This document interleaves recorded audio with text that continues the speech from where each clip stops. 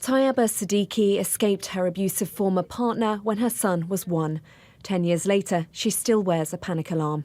When I was 32 weeks pregnant, he broke my arm, and and there's a 10-inch plate in my hand now. One day he beaten me on the street, jaw broken, nose, and then he was arrested.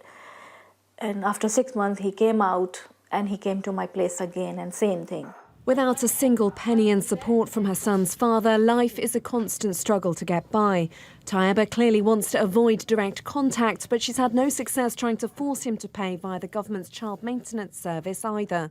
Right now, when cost of living is so high, that money it's needed. It's my son's right.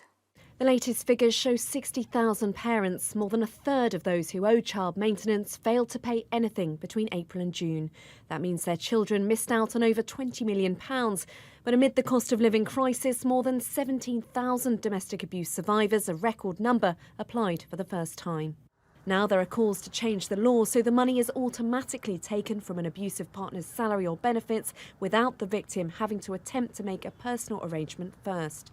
They will use financial means to continue that control by withholding payments for the children or not paying on time, so that the victim is left to chase that person. The sanctions are there, aren't they? There's prison, you can have your driving licence removed. Shouldn't they be used more? Yes, absolutely. If you've got enforcement powers, bloody well use them.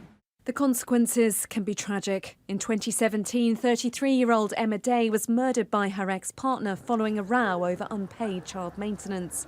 A domestic homicide review carried out in 2019 in the wake of Emma's death concluded the current response of the Child Maintenance Service to domestic abuse victims could potentially heighten the risk to them when making a CMS application.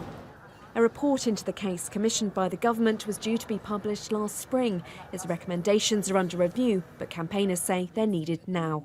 We're really concerned that the CMS doesn't support survivors of domestic abuse. We really need to know that changes are going to be made so that nobody else will get killed or injured or hurt as a result of the CMS. The Department of Work and Pensions told us tackling domestic abuse is a priority they take extremely seriously, adding all child maintenance caseworkers undergo mandatory training to identify and support domestic abuse victims and can help them to set up a payment arrangement safely. We continue to work on strengthening our enforcement powers.